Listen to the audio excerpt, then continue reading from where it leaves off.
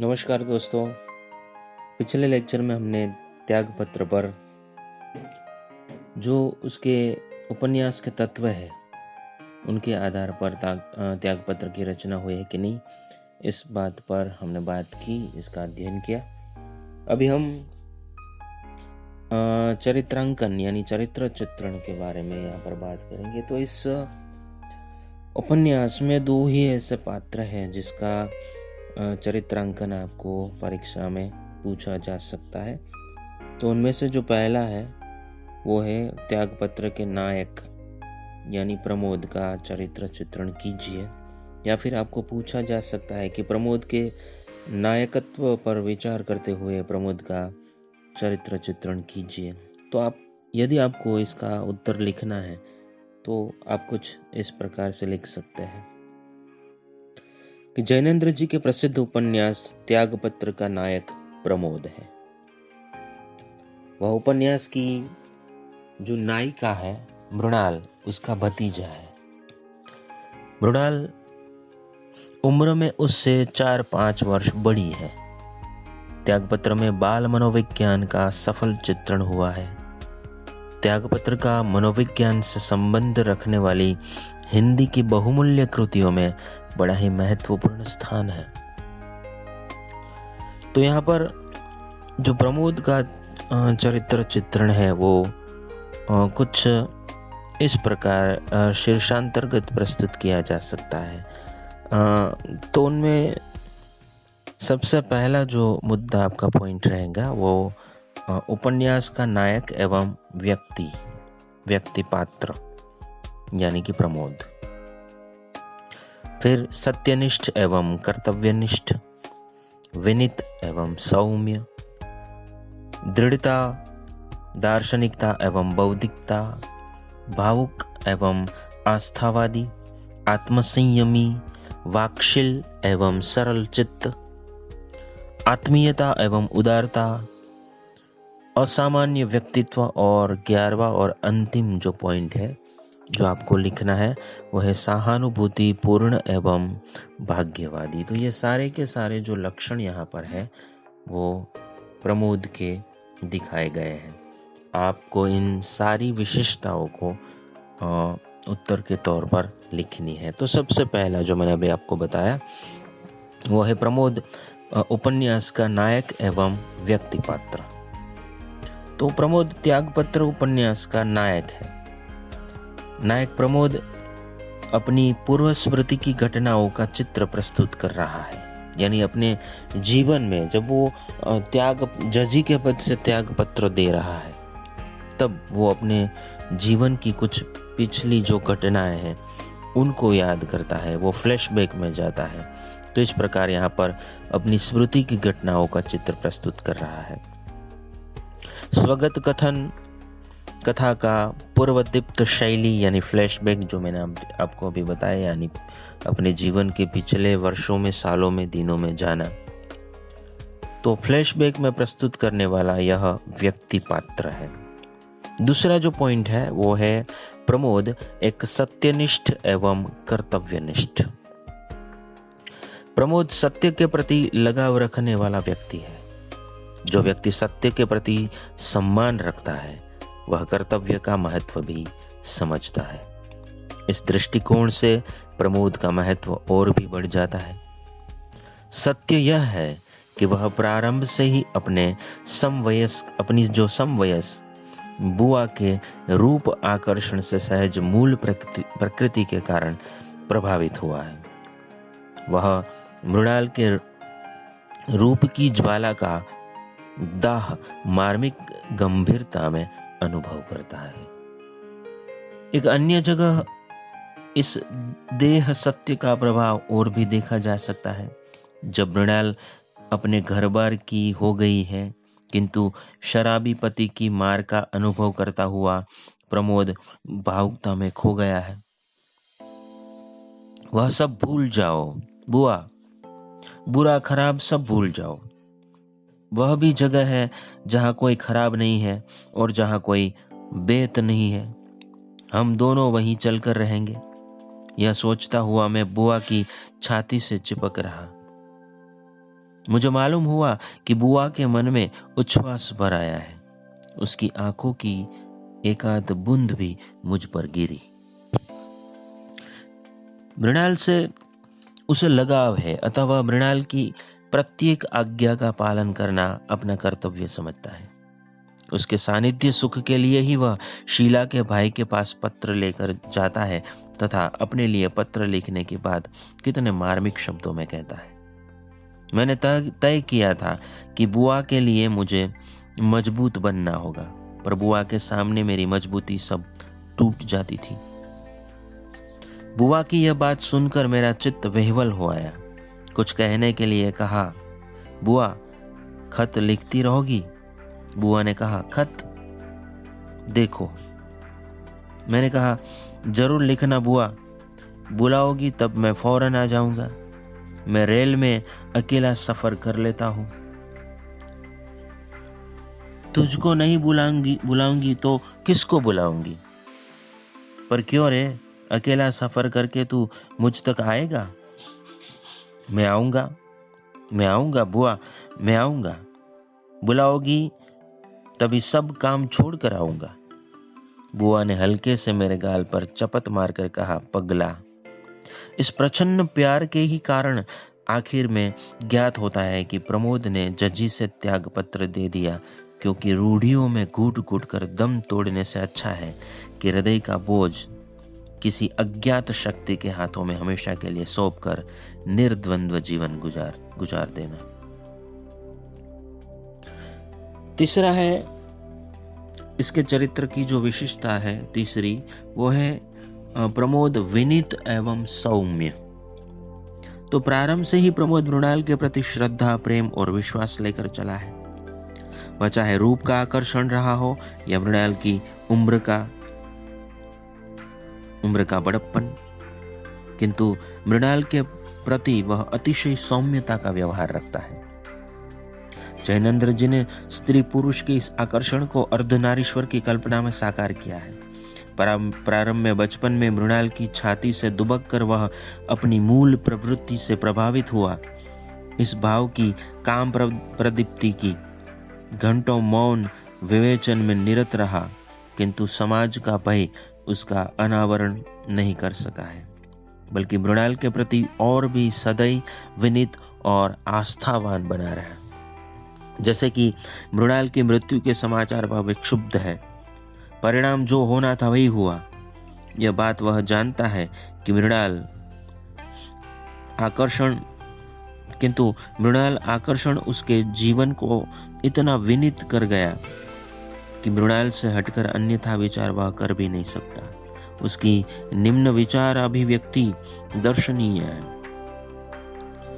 उस बात को 17 से कुछ ऊपर ही वर्ष हो गए हैं। आज महा आश्चर्य और महासंताप का विषय मेरे लिए यह है कि किस अमानुषिकता के साथ ये 17 के 17 वर्ष मैं बुआ को बिना देखे काट गया। चौथा मुद्दा है प्रमोद दृढ़ इच्छाशील। प्रमोद की बुआ का जब तक विवाह नहीं हुआ था तब तक वह बलात् किसी प्रेरणा से उसके साथ साथ खेलता कूदता सोता बैठता था, किंतु जब शादी होने पर मृणाल ने अपनी व्यथा का वर्णन किया तो प्रमोद के सीने में करुणा और प्यार का सागर हिलोरे ले उठा। स्नेह का प्रतिदान पाने वाला प्रत्येक व्यक्ति वही करेगा जो प्रमोद ने उस समय किया। जबकि मृणाल विदा हो रही है तो बुआ के जाते समय में खुलकर फूट फूट कर रोया। मैंने किसी की शर्म नहीं की। मैंने चलकर घूंघट वाली बुआ का आंचल पकड़ लिया, कह दिया कि मैं बिना बुआ के अन्न जल ग्रहण नहीं करूंगा। माँ ने कह दिया कि तू राक्षस है और मैं इस घर में पैर भी नहीं रखूंगा। तो माँ से उसने राक्षस कह दिया और कह दिया कि मैं इस घर में पैर भी नहीं रखूंगा। यही नहीं, प्रमोद ने मृणाल के प्रति जो उसका पति था, प्रमोद ने मृणाल के पति द्वारा त्याज्य करने के बाद उसे अपने पास लाने की लाख कोशिश की, किंतु मृणाल थी कि डिगी नहीं। वह उसके साथ नहीं आई। चाहे मृणाल कोयले वाले बनिए के साथ रहे, चाहे राजनंदिनी के, चाहे पति की कोठी में रही या कोठे वालों के बीच। प्रमोद ने बार बार यही आग्रह किया कि बुआ तुम मेरे साथ रहो। यहाँ बेत नहीं है, दुत्कार और घृणा नहीं है। प्रमोद की दृढ़ इच्छा शक्ति का एक और चित्र यहाँ पर प्रस्तुत है। बुआ 2 हाथ बढ़ाकर क्यों अगम जल में जा उतरी। वहां पैर टेकने को धरती पास न थी। किस साहस पर वह ऐसा कर सकी। मैंने किनारे खड़े खड़े पुकार कर कहा, यहाँ आ जाओ, यहाँ आ जाओ, मैं यहाँ तुम्हारा भतीजा हूँ, मैं प्रमोद हूँ, वही जिसे तुम प्यार करती थी। यहाँ आ जाओ, यहाँ तुम्हें हम सब मिलेंगे। यहाँ मजबूत धरती है, यहाँ कोई कठिनाई नहीं है, यहाँ कुशल क्षेम निश्चित है, सुलभ है, लहरों का डर नहीं है, यहाँ सूखी धरती है। तो दृढ़ इच्छा शक्ति का ही परिणाम है कि मृणाल के निधन पर प्रमोद जजी से इस्तीफा देकर सन्यासी हो गया। इसके बाद 5वां जो मुद्दा है वो है प्रमोद दार्शनिकता एवं बौद्धिकता। प्रमोद को चित्रित करते समय लेखक जैनेन्द्र की बौद्धिकता एवं दार्शनिकता उभर आई है। मृणाल का असंतोष प्रमोद का अपना असंतोष है। उसके विचार अराजकतावादी है। वह मौजूदा स्थिति का समर्थक नहीं रहा है। जहां प्रमोद के कथन निराशावादी है, वहां वह कुछ परिवर्तन की मांग करता है।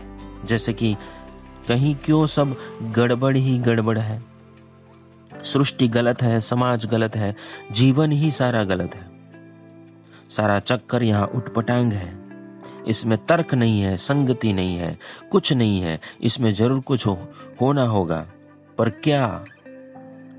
वह क्या है जो भवितव्य है, यानी होने वाला है, और वो क्या है जो कर्तव्य है, जो करना चाहिए। प्रमोद इस भवितव्य की भी अनोखी ही कल्पना करता है। संसार में अन्यथा ही क्यों होता है, सभी का मन चाहा क्यों नहीं होता। यही वह घनीभूत पीड़ा है जो नैतिकता और मर्यादा के समर्थकों की बुद्धि का आंचल थामकर उन्हें सीधे सरल राजमार्ग से हटाकर प्रच्छन्न संबंधों के ऊबड़ खाबड़ वन में ले जाती है। नायक के विचार कितने गूढ़ हैं और वह मर्मांतक पीड़ा से वह कैसा तत्वज्ञ बन बैठा है। प्रमोद में हम शाश्वत जीवन दर्शन के अनोखे ही अंकुर देखते हैं। वह प्रगतिशील है, नियतिवादी है, पीड़ावादी है, बलिदानवादी है। कुछ भी हो, हम उसकी समस्त भावनाओं के मूल में दर्द को प्रश्रय दे सकते हैं। यह दर्द है युगों पिछली कराहती मानवता का, नैतिक मूल्यों का। इसी दर्द में सत्य और ईश्वर का निवास मानकर लेखक ने नायक के विचारों को अध्यात्म दर्शन और गांधीवाद के करीब ला बैठा है। जैसे कि 6ठा जो मुद्दा है यहाँ पर, प्रमोद भावुक एवं आस्थावादी है। तो प्रमोद आरंभ में ही मृणाल के प्रति आकर्षित रहा है और मृणाल उस उम्र में बड़ी होने पर भी उसके प्रति यौन वर्जना से अप्रभावित रही। बुआ का तब का रूप सोचता हूं तो दंग रह जाता हूं। ऐसा रूप कब किसको विधाता देता है। यह भावना प्रमोद की भावुकता का परिचय देती है। प्रमोद ने बाल्यावस्था की स्वाभाविकता का चित्र मादक शब्दों में प्रस्तुत किया है। उसकी अवस्था 12 वर्ष की होगी। मृणाल 9वीं कक्षा में पढ़ती थी। वह उसके बस में था। मृणाल उसे चाहती थी। वह संध्या समय छत पर लेटे हुए उड़ती हुई पतंगों को देखती रहती। मैं बिना जवाब दिए पास आकर खटोले पर उसके बराबर बैठ जाता। वह धीरे धीरे मुझको अपने ऊपर ही लुढ़का लेती, कहती, देख पतंग, देख पतंग। इन्हीं दिनों मृणाल का शीला के यहाँ आना जाना और देर तक रुके रहना शुरू हो गया।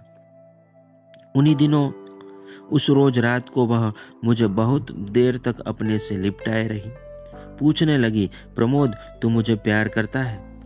सुनकर बिना कुछ बोले मैंने अपना मुंह उसकी छाती के घोंसले में दुबका दिया। इस पर वह बोली, प्रमोद मैं तुझे प्यार करती हूँ। प्रमोद ज्यों ज्यों बड़ा होता गया है, उसकी यह मृणाल पर कामुकता या भावुकता आस्थावादी दृष्टिकोण में परिवर्तित होती गई है। वह प्रतीकों के सहारे मृणाल के मनस्तत्व का काव्यात्मक चित्र प्रस्तुत करता गया है, जैसे कि ईश्वर और भाग्य का आवरण लपेटकर पिंजर पंछी की भांति वह पंख फड़फड़ाता रहा है, किंतु बहुत कुछ खोकर बहुत कुछ पाया भी है। वह साधारण व्यक्ति से असाधारण व्यक्ति बन जाता है। जब वह कहता है कि बुआ तुम गई, तुम्हारे जीते जी मैं राह पर न आया, अब सुनो मैं यह जजी छोड़ता हूं।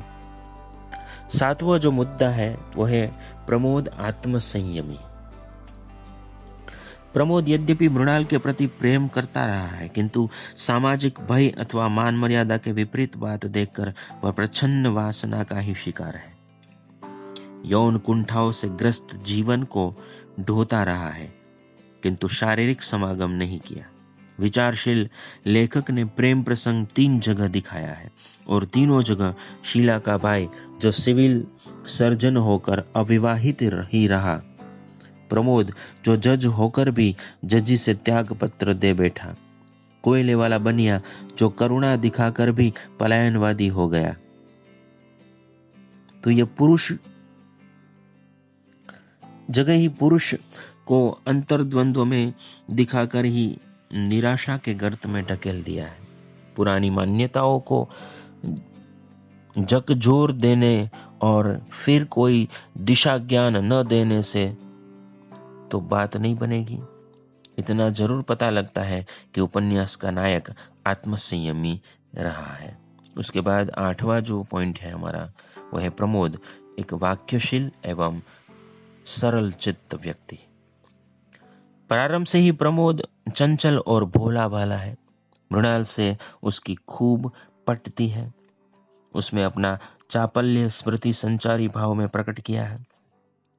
बचपन की बहुत सी बातें याद आती है। वह कैसे मुझे कपड़ा पहनाती थी, कैसे चपत मार मार कर खिलाती, कैसे प्यार करती और कैसे अपने भेद की सब बातें मुझसे कहती थी। यह सभी कुछ याद आता है। धीमे धीमे हम बड़े होते गए और बुआ बुद्धिमती होती गई।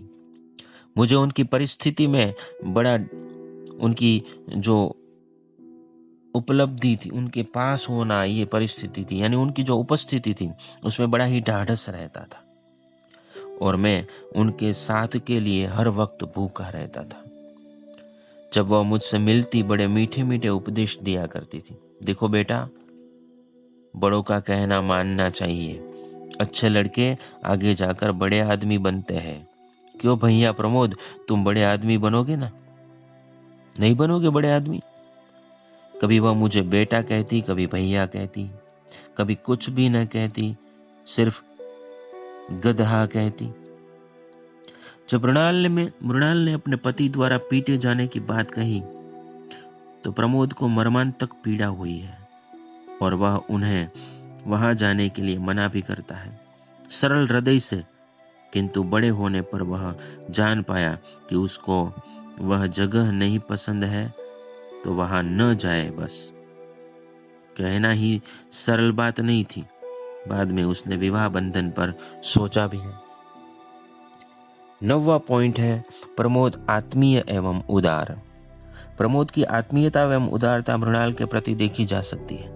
जिस प्रकार मृणाल उसकी अपनी है और वह पतित जीवन गुजार रही है, तो स्वाभाविक था कि प्रमोद को क्रोध आता, किंतु ऐसा लेखक ने नहीं दिखाया। उसका कोई भी स्वजन रक्त की अशुद्धता पर बौखला सकता था। ऐसा हुआ भी है कि मृणाल के लिए मैके के दरवाजे उसकी दुष्चरित्रता के कारण बंद हो गए। किंतु क्या प्रमोद ने भी वैसा किया? इसका उत्तर है नहीं। प्रमोद ऐसा कभी नहीं कर सकता था, क्योंकि मृणाल के प्रति उसकी जो आत्मीयता या उदारता उसमें दिखाई देती थी, वह रूढ़ियों के विद्रोह के लिए, नैतिक मूल्यों के परिवर्तन के लिए ही है, चाहे उसके मूल में प्रमोद का मृणाल पर आकर्षण ही क्यों न रहा हो। आज के संदर्भ में लेखक की इस अर्थ में विचाराभिव्यक्ति उचित भी है, क्योंकि कितनों के ही घरौंदे कुचलते और स्वप्न टूटते हुए देखे जा सकते हैं। मर्यादा की लक्ष्मण रेखा कितने ही प्रमोदों और मृणाल को कुचल रही है। यह आज के व्यक्तिवादी समाज में ढूंढने पर दबी ढकी बात नहीं है। 10वां पॉइंट हमारा है प्रमोद असामान्य व्यक्तित्व। उपन्यास में प्रमोद को भावुक विचारक के रूप में प्रस्तुत किया गया है। यह जनसाधारण की स्थिति से चारित्रिक विकास की ओर उन्मुख हुआ है। वह प्रारंभ में जितना ही रूप के आकर्षण का मीमांसक रहा है, उससे कहीं अधिक अंत में तत्व विवेचक। वह समस्त दुख का कारण ईश्वर या भाग्य के ऊपर डालकर समाज से कटा अंतकरण में शाश्वत प्रश्नों को समाधान के लिए प्रस्तुत होना चाहता है, किंतु क्या वह समाधान दे सका है? नहीं। उसके एक अहेतुक त्रास से जीवन का द्वंद्व जो देखा और भोगा है, वही उसे असामान्य बना गया है। उसकी भाव फिर भी उत्तर नीरव भाषा में सदा मुखरित है। भीतर उत्तर है, बाहर भी सब कहीं वह लिखा है। जो जैसा जानता है वैसा ही पढ़े। वह उत्तर कभी नहीं चुकता है। अखिल सृष्टि में स्वयं में उत्तर ही तो है। अपने प्रश्न का वह आप ही उत्तर है। तो इस प्रश्न का 11वां और अंतिम जो पॉइंट है वो है प्रमोद सहानुभूतिपूर्ण एवं भाग्यवादी। प्रमोद का व्यवहार मृणाल के प्रति सहानुभूतिपूर्ण है। वह समाज के प्रति विद्रोह की भावना तो रखता है। वह कहता है कि इससे जरूर कुछ होना होगा, करना होगा, परंतु क्या? यहां आकर वह समाधान नहीं ढूंढ पाता, दिशाबोध नहीं दे पाता। वह ही क्यों? मृणाल भी सामाजिक संबंधों के प्रति उपेक्षा करती है, किंतु उसी समाज की बलिवेदी पर अपने स्व की आहुति नियति का बड़ा लेखा जोखा जानकर दे देती है। मृणाल के प्रति प्रमोद का आकर्षण एक अनैतिक आकर्षण है। समाज उसे मान्यता नहीं देगा। इसलिए प्रमोद ने स्वतः कभी देह सत्य की लालसा नहीं की। हाँ, प्रमोद मृणाल की सहानुभूति पा सका है, उसे सहानुभूति दे सका है। यह हम प्रत्यक्षतः देखते हैं। बार बार आग्रह अनुरोध करने पर भी जब मृणाल प्रमोद के पास न आ सकी तो उसके धीरज का बांध टूट गया। पर टूटा नहीं। आंतरिक श्रद्धा ने उसके अपने जीवन के तारतम्य के सुरीले स्वर मृणाल के आर्तनाद में डुबा दिए। उसकी गहन वेदना और मृणाल के प्रति सहानुभूति का उत्कृष्ट विचार है। उसी विचार के अनुकूल वह जजी त्याग कर स्वल्पता का जीवन गुजारने के लिए साधु बन जाता है। भाग्य के ही हाथों मृणाल विवश रही और भाग्य के ही हाथों प्रमोद भी अनिर्णित पथ का अनुगामी बन गया। यद्यपि विचारक दोनों ही थे, किंतु सामाजिक श्रृंखलाओं को न तोड़ सके। तोड़ना भी हुआ तो चारित्रिक विकास के लिए साधन पथ का अनुसरण न कर सके। प्रमोद ने किया भी है तो कब? जबकि मृणाल न रही, और मृणाल उसके चारित्रिक पतन में रहस्य और तत्व दर्शन का गुम्फान देकर उपन्यासकार समाज को झकझोर देने में तो सफल हुआ है, किंतु उसकी मृत्यु से क्या समस्या पूर्णतः हल हो गई है? नहीं हुई। यदि यही पाप पुण्य की गहरी समस्या मान ली जाए, तब भी उसका सही हल उपन्यासकार प्रस्तुत नहीं कर सके, क्योंकि प्रश्न यह है कि व्यक्ति क्यों टूटे और समाज क्यों बना रहे। और यहाँ आकर वे भाग्यवादी या पलायनवादी प्रवृत्ति अपनाए हुए दिखाई देते हैं। प्रमोद या मृणाल पूर्णतः अराजकतावादी नहीं है, क्योंकि वे समाज की अनिवार्यता को पूर्णतः अस्वीकार नहीं कर सके हैं। वे नियतिवादी बन गए हैं, वे भाग्यवादी बन गए।